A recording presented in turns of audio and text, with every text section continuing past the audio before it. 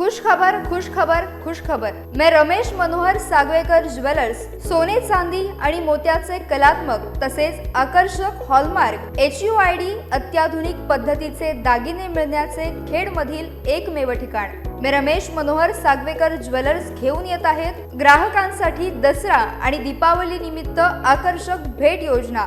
15 October 2023 ते 10 डिसेंबर 2023 या कालावधीत ग्राहकांना मिळणार 20,000 रुपयांच्या सोने आणि चांदीच्या रोख खरेदीवर आकर्षक भेट कुपन। प्रथम विजेत्यास 2 व्हीलर तर इतर विजेत्यांसाठी TV, fridge, washing machine, AC सह 55 आकर्षक भेट वस्तूंची लयलूट खास दसरा आणि दीपावली निमित्त। आमचा पत्ता सोनाराळी तालुका खेड तसेच पोलादपूर बाजारपेठ मारुती मंदिर शेजारी तालुका पोलादपूर। तर अधिक माहितीसाठी आजच संपर्क करा। संपर्क क्रमांक 92 70 28 43 23 आणि 77 41 08 93 15। नमस्कार, मी प्रणाली भोसले माझे कोकणच्या प्राइम टाइम बुलेटिन मध्ये आपल्या सर्वांचं मनपूर्वक स्वागत करते। बुलेटिनला सुरुवात करण्याआधी पाहूयात हेडलाईन्स। भरणे येथील श्री काळकाई देवीला पोलिसांनी दिली शासकीय सलामी। लांजातील वाडीलिंबू रुग्णालयातील संबंधित दोषींवर कारवाई करू जिल्हा आरोग्य अधिकारी अनिरुद्ध आठवले यांचे आश्वासन। भाजपचे नेते माजी खासदार निलेश राणे यांचा राजकीय संन्यास, सक्रिय राजकारणातून कायमचे बाजूला होत असल्याची घोषणा। आणि आज नवरात्र उत्सव संपन्न, सर्वत्र साजरी करण्यात आली विजयादशमी। पाहुयात सविस्तर वृत्त। रत्नागिरी जिल्ह्याची कुलस्वामिनी म्हणून ओळख असलेल्या भरणे येथील श्री काळकाई देवीला नवरात्रोत्सव आणि शिमगा उत्सवामध्ये शासकीय सलामी देण्यात येणार आहे। आज दसऱ्या दिवशी सायंकाळी 4 वाजता शासकीय पोलीस सलामी देण्यात आली। पहिल्यांदाच भरणे येथील श्रीदेवी काळकाईला नवरात्रोत्सवाच्या अखेरीस दसरा कार्यक्रमात आज मंगळवार दिनांक 24 ऑक्टोबर रोजी पोलीस पथकाकडून शासकीय सलामी देण्यात आली। मुंबई गोवा महामार्गावरील भरणे येथे श्रीदेवी काळकाईचं मंदिर आहे। काळधर्म निवारणारी ती श्रीदेवी काळकाई अशी भक्तगणांची श्रद्धा आहे। राज्यातील भक्तांचे श्रद्धास्थान, भक्तांच्या हाकेला धावणारी, नवसाला पावणारी आणि माहेर वासणींची पाठ राखीण अशा आदिमाया श्रीदेवी काळकाईच्या नवरात्रोत्सवास प्रारंभ झाला असून आज मंगळवारी दसरा सण साजरा करण्यात आला। या निमित्तानं प्रथमच पोलीस प्रशासनाकडून मानाची सलामी देण्यात आली। या कार्यक्रमाला शेकडो भाविकांनी श्रीदेवी काळकाई मंदिरात उपस्थिती लावली। श्री काळकाई देवी मंदिर ट्रस्टचे अध्यक्ष सचिन जाधव, सचिव सुजित शिंदे यांनी सलामी देणाऱ्या पोलिसांचे, पोलीस आणि महसूल अधिकारी, होमगार्ड तसेच पत्रकारांचा देवीच्या मंदिरासमोर शाल, श्रीफळ आणि पुष्पगुच्छ देऊन सन्मान केला। पहिल्यांदाच खेडमधील काळकाई देवीला पोलिसांची सलामी देण्यात आले असल्यानं हा सोहळा पाहण्यासाठी खेडसह दापोली, मंडणगड तसेच जिल्ह्यातील इतर ठिकाणाहून भाविक मोठ्या संख्येने उपस्थित राहिल्याचं यावेळी पाहायला मिळालं।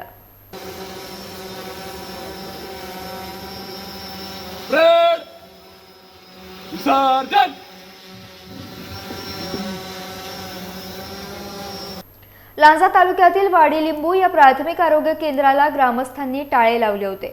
जवळपास 6 तास ग्रामस्थांनी वैद्यकीय सेवा मिळत नसल्यानं आंदोलन केलं होतं। यावेळी ग्रामस्थांच्या रोषाला जिल्हा आरोग्य अधिकारी डॉक्टर अनिरुद्ध आठवले यांना सामोरं जावं लागलंय। एका रुग्णाला 23 ऑक्टोबर रोजी वाडीलिंबू रुग्णालयात आणण्यात आलं होतं, परंतु डॉक्टर नसल्यानं या रुग्णाला रत्नागिरी ठिकाणी पाठवण्यात आलं, परंतु रत्नागिरी येथे रुग्णाचा मृत्यू झाला। वाडीलिंबू रुग्णालयात जर डॉक्टर असते तर रुग्णाचा मृत्यू झाला नसता असा आरोप करत सकाळी 7 वाजल्यापासून ग्रामस्थांनी रुग्णालयाला टाळे ठोकले होते। दोषींवर कारवाई होत नाही तोपर्यंत मृतदेह हलवणार नाही असा पवित्रा ग्रामस्थांनी घेतला। यावेळी कायदा आणि सुव्यवस्था बिघडू नये याकरता लांजा पोलीस दल घटनास्थळी दाखल झाले होते। यावेळी जिल्हा आरोग्य अधिकारी डॉक्टर आठवले यांना स्थानिकांच्या रोषाला सामोरे जावं लागलं।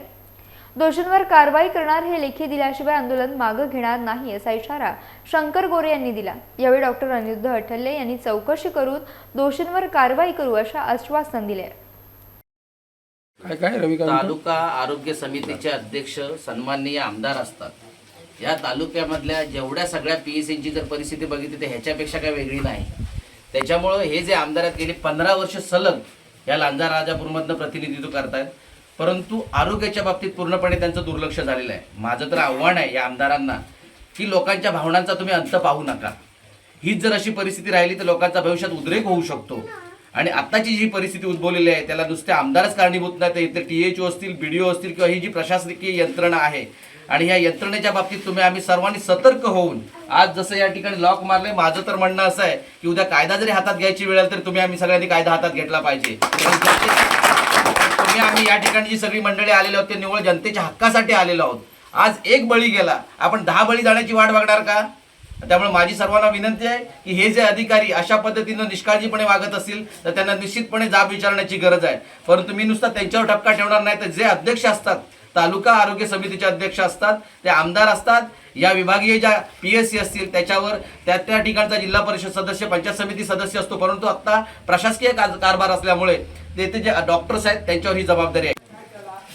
सापूच्या तळ्यावरील ग्रामस्थ काल सकाळी 9 वाजल्यापासून मी ह्या PSC मध्ये पेशंट घेऊन 4 पेशंट घेऊन आलो. आज सकाळचे 7 वाजेपर्यंत जे काय घडलं ती वस्तुस्थिती अशी आहे की काल संध्याकाळी आमच्या शेजारचे झोरे ह्यांना इथे दवाखान्यात छातीत दुखायला लागलं म्हणून मी घेऊन आलो. इथे डॉक्टर नाही, नर्स नाही, इथे दवाखाना उघडा नाही. शेवटी त्यांचं ते मयत झाले. तशी ती बॉडी नेऊन घरी ठेवलेली आहे. त्याच्या आता सकाळी 7 वाजेपर्यंत त्यांच्या मुलाला परत चक्कर आली, त्याला दवाखान्यात घेऊन आलो, त्यालाही तपासायला इथे कोण डॉक्टर नाही. सकाळी 7 वाजल्यापासून ह्या दरवाजाला कडी लावून आम्ही इथे बसून आहोत. एकही डॉक्टर इथे उपलब्ध नाही. इथे डॉक्टर कामत असतात. डॉक्टर सावंत मॅडम आहे तिथे. आता त्या सावंत मॅडम आल्यानंतर त्या सुद्धा सांगून गेल्या की माझी इथे ड्युटी नव्हती, ते कामत सर होते, मी राजीनामा दिलाय, परत कामत सर होते म्हणून सांगून गेले. ते कामत सर सुद्धा आतापर्यंत आलेले नाही. कोकणच्या राजकीय पटलावरून मोठी बातमी समोर येते. माजी खासदार आणि विद्यमान केंद्रीय मंत्री नारायण राणे यांचे पुत्र निलेश राणे यांनी राजकारणातून संन्यास घेण्याचा निर्णय घेतलाय. निलेश राणे यांनी दसऱ्याच्या मुहूर्तावर X या सोशल मीडिया प्लॅटफॉर्मवरती याबाबत घोषणा केली आहे. मी सक्रिय राजकारणातून कायमचा बाजूला होत आहे. आता राजकारणात मन रमत नाही, इतर काही कारण नाही. मागच्या 19-20 वर्षांमध्ये आपण सगळ्यांनी मला खूप प्रेम दिलं, कारण नसतानाही माझ्या सोबत राहिला, त्याबद्दल मी आपला खूप आभारी आहे. अशा प्रकारे निलेश राणेंनी जनतेचे आभार मानलेत. दसऱ्याच्या दिवशी राजकीय आखाडा पाहायला मिळणार आहे, कारण दसऱ्यानिमित्त मुंबई, पुणे, बीडमध्ये राजकीय मेळाव्यांचा झंझावात पाहायला मिळतोय. दरम्यान शिंदे गटाच्या दसरा मेळाव्यासाठी मुंबईला निघालेल्या शिवसैनिकांच्या गाडीचा पहाटेच्या सुमारास अपघात झालाय. या अपघातात 1 जण ठार तर 3 जण जखमी झाल्याची प्राथमिक माहिती समोर आली आहे. कवठेमहांकाळ तालुक्यातून जाणाऱ्या रत्नागिरी-नागपूर राष्ट्रीय महामार्गावरील शिरढोण गावाजवळ ही घटना घडली आहे. ट्रकने पदाधिकाऱ्यांच्या गाडीला मागून धडक दिल्याचं सांगण्यात आलंय. शिंदे गटाच्या युवा सेनेचे पदाधिकारी असल्याची माहिती देखील समोर आली आहे. मुंबईच्या ऐतिहासिक शिवाजी पार्कमध्ये ठाकरेंचा दसरा मेळावा पार पडेल. बाळासाहेब ठाकरेंच्या भाषणांनी शिवाजी पार्कवरचे दसरा मेळावे गाजलेत. मात्र एकनाथ शिंदेंच्या बंडानंतर शिवसेनेचे 2 दसरा मेळावे होऊ लागलेत. शिंदे गटाचा दसरा मेळावा मुंबईच्याच आझाद मैदानावर होणार आहे. सुधागड तालुका बौद्धजन पंचायत मुंबई यांच्या वतीनं 67वा धम्मचक्र प्रवर्तन दिन आणि चक्रवर्ती सम्राट अशोक विजय दिन या निमित्त डॉक्टर बाबासाहेब आंबेडकर स्मारक सभागृह पाली या ठिकाणी धम्म मेळावा पार पडला. यावेळी पाली शहरातून धम्मध्वज आणि निळे झेंडे हाती घेऊन रॅली काढण्यात आली. भगवान शिंदे यांच्या अध्यक्षतेखाली पार पडलेल्या या कार्यक्रमास अलोट गर्दी उसळल्याचं पाहायला मिळालं. यावेळी डॉक्टर भगवान लोखंडे यांच्याकडून धम्मप्रवचन देण्यात आलं. यावेळी धम्मप्रवचनकार आणि बौद्धाचार्यगण यांचा सन्मान करण्यात आला. यावेळी सुप्रीम कमिटी मुंबई, तालुका मध्यवर्ती कमिटी पदाधिकारी, मध्यवर्ती महिला कमिटी पदाधिकारी, तालुका महिला ग्रुप शाखा पदाधिकारी आदी उपस्थित होते. सुधागड तालुका बौद्धजन पंचायत 2756 या संस्थेच्या माध्यमातून गेले अनेक वर्ष या ठिकाणी विजयादशमीचा धम्मचक्र प्रवर्तन दिनाचा कार्यक्रम हर्षात आणि उत्साहात साजरा होत असतो. आजही 67वा धम्मचक्र प्रवर्तन दिन या ठिकाणी साजरा होत असताना मनाला एक अत्यंत आनंद होतोय की ज्या ठिकाणी संस्कृती, आचार विचार यांची देवाणघेवाण होते त्या ठिकाणी धम्माची जोपासना अधिक वाढते. मला वाटतं या ठिकाणी सुधागड तालुक्यामध्ये ज्या पद्धतीमध्ये आज महिलांची उपस्थिती आणि सर्व सुधागड तालुक्यातून आलेल्या सर्व सामाजिक धार्मिक संघटनांचे आमचे सर्व सामाजिक बांधव ज्या बहुसंख्येने या ठिकाणी उपस्थित राहून खऱ्या अर्थानं आजच्या या धम्मचक्र प्रवर्तन दिनाच्या निमित्तानं एकत्रित येऊन या ठिकाणी विचारांची आदानप्रदान झाली। या ठिकाणी सन्माननीय भाऊराव लोखंडे या सरांच्या माध्यमातून जे काही आपण या ठिकाणी प्रवचनाचा कार्यक्रम या ठिकाणी ग्रहण केला आणि त्याच्यातून एक नवीन ऊर्जा, एक प्रेरणादायी आशावाद या ठिकाणी निर्माण होऊन खऱ्या अर्थानं सुधागड तालुक्यामध्ये एक सांस्कृतिक परिवर्तनाची नांदी या वर्षी या ठिकाणी पाहायला मिळाली। जसं देशाच्या संदर्भात 15 ऑगस्ट 1947 या दिवसाचं महत्व आहे, त्याचप्रमाणे या देशातल्या वंचित समूहांच्या दृष्टीने धम्मचक्र प्रवर्तन दिवसाचं महत्व आहे।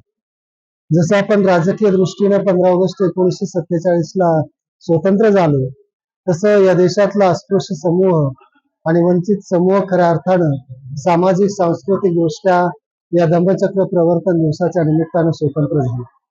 बाबासाहेबांनी पिडलेल्या मोडलेल्या समाजाला परत उभं करण्यासाठी बुद्धांचा धम्म दिला आणि हा धम्म देत असताना तो त्यांनी आंधळेपणाने स्वीकारलेला नव्हता, तर त्याच्या मागची भूमिका त्यांनी स्पष्टपणे 15 ऑक्टोबर 1956 ला व्यक्त केली होती आणि त्यामध्ये त्यांनी असं सांगितलं होतं की कुठल्याही टीकाकारांनी किंवा कुठल्याही चिकित्सकानं मला बौद्ध धर्मच का स्वीकारता असा प्रश्न विचारला नाही। यावरूनच बौद्ध धम्माचं मोठेपण इथं स्पष्ट होतं।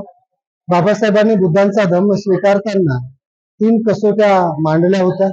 एक म्हणजे बुद्धिप्रामाण्यवादाच्या कसोटीवर जे तत्व उतरत नाही ते बुद्धांचं असू शकत नाही, जे मानवतेच्या हिताचं असू शकत नाही ते बुद्धांचं असू शकत नाही, आणि जे काळाच्या कसोटीवर उतरत नाही ते बुद्धांचं असू शकत नाही। आणि म्हणून उपलब्ध असणारा पारंपरिक बौद्ध धर्माचा जो काही विचार होता, त्याच्यामधली जी काही भेसळ होती ते काढून टाकण्याचं एक महान कार्य स्वतंत्र भारतामध्ये डॉक्टर बाबासाहेब आंबेडकरांनी केलं आणि त्यांच्या अनुयायांनी नंतरच्या काळामध्ये बाबासाहेबांना अपेक्षित असणारा बुद्धांचा धम्म आपल्या जीवनामध्ये उतरवण्याचा प्रयत्न केला।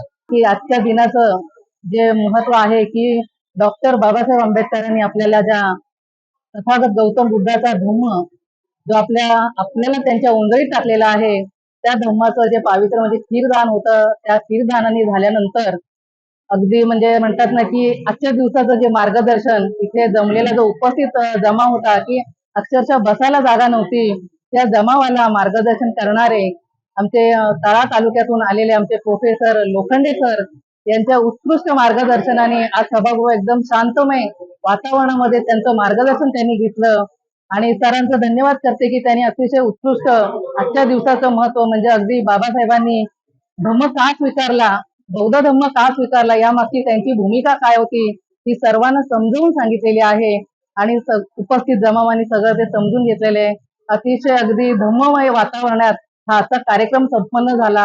चाइल्ड केअर सामाजिक संस्थेतर्फे वर्षभरात अनेक विविध उपक्रम राबवले जातात।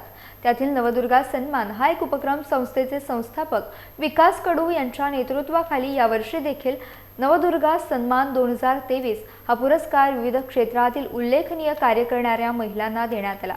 कनिष्का नाईक, रेखा ठाकूर, शारदा खार पाटील, तृप्ती भोईर, हेमाली पाटील, वृषाली पाटील, संगीता ढेरे, सीमा भोईर, डॉक्टर प्रियंका म्हात्रे यांचा सन्मान यावेळी करण्यात आला। या चाइल्ड केअर सामाजिक संस्थाच्या उपक्रमास ग्रामस्थांनी भरभरून प्रतिसाद दिला। कार्यक्रमाला प्रमुख पाहुणे म्हणून मिलिंद खार पाटील, विकास कडू, विठ्ठल ममताबादे, ज्येष्ठ गायक गणेश बंडा, कल्पेश थाळी, देवदास थाळी, मेघनाथ थाळी आदी उपस्थित होते। दसऱ्यानिमित्त अनेक जण शस्त्रांची पूजा करतात, तसेच 108 रुग्णवाहिका ही जीवरक्षक आहे। त्यानिमित्त 108 रुग्णवाहिकेचे पूजन महिला आणि बालविकास मंत्री अदिती तटकरे यांच्या हस्ते करण्यात आले। यावेळी या प्रसंगी 108 रुग्णवाहिकेची जिल्ह्याची सर्व टीम उपस्थित होती। रायगड जिल्ह्याचे क्षेत्रफळ मोठे असल्याने जिल्ह्यातून विविध महामार्ग जातात, त्यामुळे अपघातांचे प्रमाण देखील जास्त आहे। अशा वेळी नागरिकांना 108 ची सेवा खूपच जीवनदायिनी ठरते। जिल्ह्यात 108च्या ALS आणि BLS या प्रकारातील रुग्णवाहिका आहेत। यात हृदयविकाराचे रुग्ण, अपघातग्रस्त व्यक्ती ते गर्भवती महिला अशा अनेकांचा समावेश आहे। या रुग्णवाहिकेमार्फत 24 तास सेवा दिली जाते। रुग्णवाहिकांमध्ये डॉक्टर असल्यामुळे रुग्णांना त्वरित उपचार सुरू करून रुग्णालयात दाखल करण्यात येते, त्यामुळे अनेक रुग्णांना जीवदान मिळत आहे। पेण तालुक्यातील रावे गावातील नवसाला पावणारी आई रायबादेवी नवरात्रोत्सवानिमित्त रायबादेवी महिला मंडळ यांच्या वतीनं जागर आईचा खेळ नवरात्रीचा या कार्यक्रमाचे आयोजन करण्यात आले होते। या कार्यक्रमाचे उद्घाटन माजी जिल्हा परिषद सदस्या कौसल्या पाटील आणि रविशेठ पाटील एज्युकेशन सोसायटी संस्थापक अध्यक्ष शर्मिला वैकुंठशेठ पाटील यांच्या हस्ते करण्यात आले। जागर आईचा खेळ नवरात्रीचा या कार्यक्रमात महिलांसाठी उखाणे स्पर्धा, विविध खेळ स्पर्धा, रूप सौंदर्यवती स्पर्धा आणि लकी ड्रॉ स्पर्धा घेण्यात आली। यावेळी उपस्थित महिलांचा मोठा सहभाग या कार्यक्रमात पाहायला मिळाला। सहभागी महिलांना आकर्षक बक्षिसं भेटवस्तू देऊन सन्मानित करण्यात आले। तर कार्यक्रमाचे सूत्रसंचालन गरजा रायगड रत्न पुरस्कार प्राप्त सुभाष टेंबे यांनी केले। श्री शिवप्रतिष्ठान हिंदुस्थान कामोठे विभागाच्या माध्यमातून श्री महादुर्गा माता दौड काढण्यात आली। विजयादशमीच्या निमित्तानं सकाळी 6 वाजता या दौडला छत्रपती शिवाजी महाराज चौक कामोठे पोलीस स्टेशन पासून सुरुवात झाली। यामध्ये कामोठ्यातील तरुणाई सोबत इतरही सहभागी झाले होते। यासह बुलेटिनमध्ये वेळ झाली येथेच थांबण्याची। भेटूयात नवीन बुलेटिनसह। तोपर्यंत तुम्ही कुठेही जाऊ नका, पाहत राहा फक्त माझे कोकण।